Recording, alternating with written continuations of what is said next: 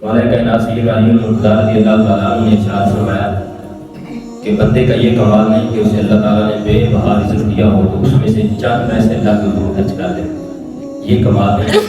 کمال تو تب ہے جب اس کے پاس اتنا ہی رزق ہو اور اتنی ہی کسی فقیر کو طلب ہو اور وہ اپنا جگر کاٹ کے اس کو دے دے, اپنا پیٹ کاٹ کے اس کو دے دے. مزہ تو تب ہے. اور ایسا اس گھرانے نے کئی مرتبہ کیا. 4 ہی دینار حضرت علی رضی اللہ تعالیٰ عنہ کے پاس تھے, 4 ہی, اور وہ چاروں ہی ایک ترتیب کے ساتھ اللہ کے حضور صدقہ کر دیا. ایک دن میں کر دیا, ایک رات میں کر دیا, ایک چھپا کر دیا, ایک اعلانیہ کر دیا. بتا بھی کیا لوگوں کو کہ اللہ کے حضور صدقہ کر رہا. ادھر سے اللہ رب العزت کا ان کی شان میں فرمان بھی نازل ہو گیا. الذین ينفقون اموالهم باللیل والنہار سرا وعلانیہ. اللہ تعالیٰ کے وہ بندے جو اللہ کی راہ میں خرچ کرتے ہیں رات کو, دن کو, چھپا کر اور اعلانیہ ظاہر.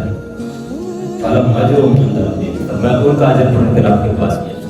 ان کا اجر دنیا میں کوئی دے نہیں سکتا. انہوں نے سب کچھ جتنا تھا پیش ہے. کتنی مرتبہ ایسا ہوا کہ کھانے کے لیے بیٹھے اس کا بندوبست کیا اور کسی فقیر کے دروازے پر دستک دی تو جو خود کھا رہے تھے, کھانا چاہ رہے تھے, وہ سارے کا سارا اٹھا کے فقیر کو دے دیا. یہاں تک کہ جبریل امین بھی فقیر کا روزگار کرائے تو ان کو بھی جو کچھ کھانے کے لیے بیٹھے تھے اٹھا کر دے دیا. فرمایا مزہ یہ نہیں, مزہ اس بات نیکی ہے. بندے کے پاس رزق ہے, اس کو اللہ تعالیٰ نے لاکھوں میں دیا ہے, کروڑوں میں دیا ہے, وہ اس میں 40واں حصہ زکوٰۃ کا اللہ کے حکم کے مطابق وہ خرچ کر دیتا ہے. ثواب تو ہے, نیکی تو اس نے کی ہے, جو اس پر فرض تھا اس نے ادا کیا ہے. لیکن مزہ تو تب ہے کہ اس کے پاس اس کی ضرورت کا ہی سامان ہو اور کوئی اور ضرورت مند آ جائے. الذین یؤثرون بانفسہم, وہ ترجیح دیتے ہیں, اظہار کرتے ہیں اپنی جانوں پر دوسروں کے لیے.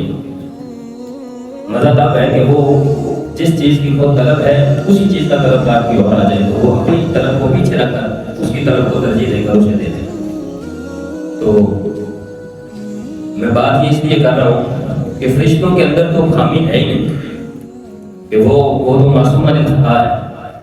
ان کا تو اس طرف دھیان ہی نہیں جاتا کہ وہ لڑائی جھگڑا کریں. پھر اللہ رب العزت نے ان کو بھی دکھایا جب وہ انسان پر تو اعتراض کر رہے تھے کہ انسان تو ایسا کرے گا, اس کی فطرت میں تو ہے دنگا فساد خون جیسی, یہ تو کرے گا. اللہ رب العزت نے ان کو بھی دکھایا. تم جس انسان کو برا سمجھ رہے ہو نا, تمہیں پتہ ہی نہیں جس دنیا میں ہم نے انسان کو بھیجا ہے وہ دنیا کیسے گمراہ کرتی ہے بندے کو, تم جانتے ہی. اگر تمہیں بھیجو تو پھر بتاؤ. بلم باؤ کو بھیجا تھا پھر اللہ رب العزت نے دنیا تو جانتے ہیں کہ نہ نکال سکتے. اور ایک عورت پر فرشتہ ہو گئے اور پھر جناب اللہ رب العزت نے پوچھا آپ بتاؤ دنیا میں اس کی سزا بھگتو گے کیا آخرت میں؟ جانتے تھے کہ آخرت کی سزا جو ہے وہ ہم جھیل نہیں سکتے, دنیا سے بہت بڑی ہے. تو پھر کہا کہ دنیا میں اس عذاب کا خمیازہ بھگت لیتے ہیں آخرت سے, یا اللہ ہمیں آخرت کے عذاب سے بچا.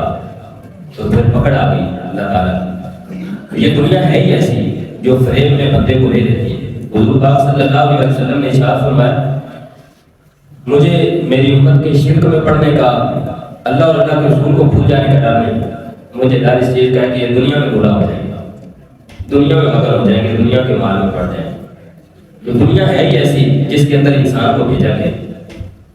جب انسان پھر ایسی فریب والی دنیا کو پیچھے چھوڑ کے اللہ کے حضور حاضر ہو جاتا ہے, ساری ضروریات کو پیچھے رکھ کے بالائے طاق رکھ کے پھر اللہ کے حضور حاضر ہو جاتا ہے اور اپنا سر عجز اور نیاز کے ساتھ, عاجزی کے ساتھ اللہ کے حضور جھکا دیتا ہے, تو پھر یہ معراج کے درجہ پر پہنچ جاتا ہے.